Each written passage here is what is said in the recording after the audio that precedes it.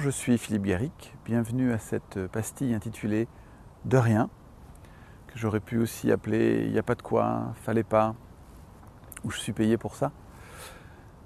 Cette vidéo est consacrée à ces expressions automatiques que nous pouvons avoir et qui sont une manière de ne pas prendre les remerciements, de ne pas prendre la reconnaissance que l'autre nous adresse. Et je souhaite faire cette vidéo pour que nous prenions davantage conscience de qu'est-ce que nous sommes réellement en train de dire quand nous prononçons ces expressions et qu'est-ce que la répétition de ces expressions-là peut, je dis bien peut, on est sur de l'humain, on n'est pas sur de l'absolu, générer notamment autour de l'estime de soi.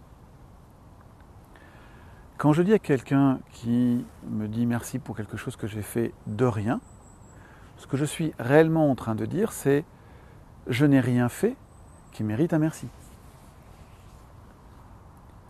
Donc si je n'ai rien fait qui mérite un merci, ça veut dire que, à mes yeux, ce que j'ai fait n'a pas de valeur, puisque ça ne mérite pas un merci.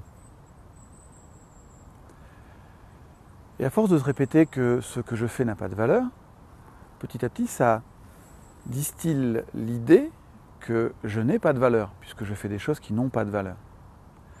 Et voilà comment cette petite expression de rien, répétée pendant des années,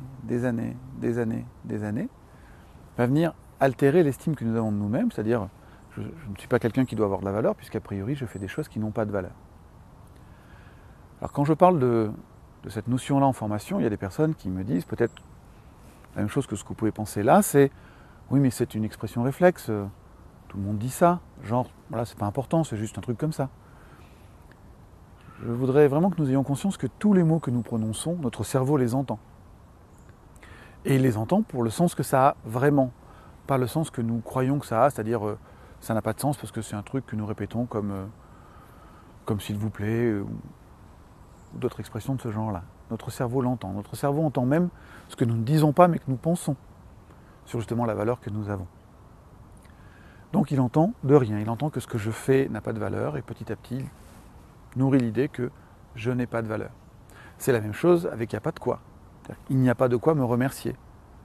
Et s'il n'y a pas de quoi me remercier, c'est parce que ce que j'ai fait n'a pas vraiment de valeur. Et c'est la même chose.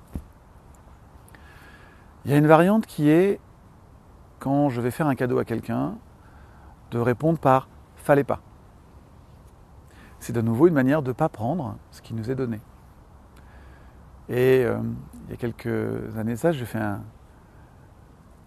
cadeau à un adolescent pour son anniversaire, et cet adolescent me répond fallait pas.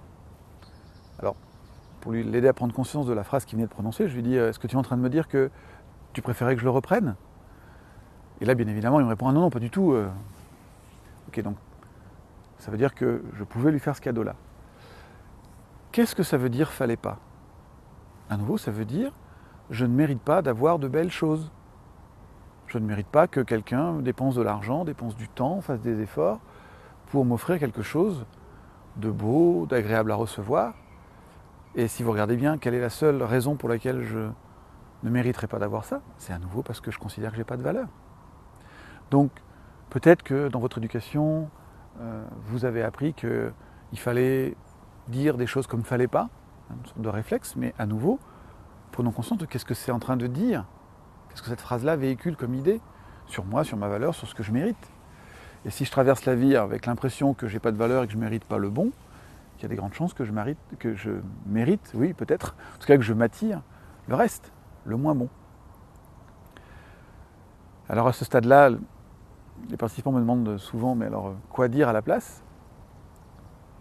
Alors je vous invite déjà à trouver des formulations plus positives qui manifestent que vous prenez le merci ou que vous prenez le cadeau qui vous est fait comme étant quelque chose de juste et qu'en même temps vous exprimez votre gratitude à l'autre.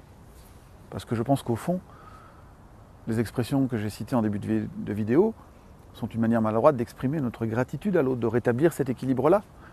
Et j'ai deux manières de rétablir un équilibre. Soit je ne prends pas le cadeau que l'autre me fait comme ça, j'ai rien pris donc j'ai rien à lui donner, soit je prends le cadeau qui m'est fait et je lui adresse ma gratitude. Donc face à un cadeau ou à un merci, je peux répondre aussi merci.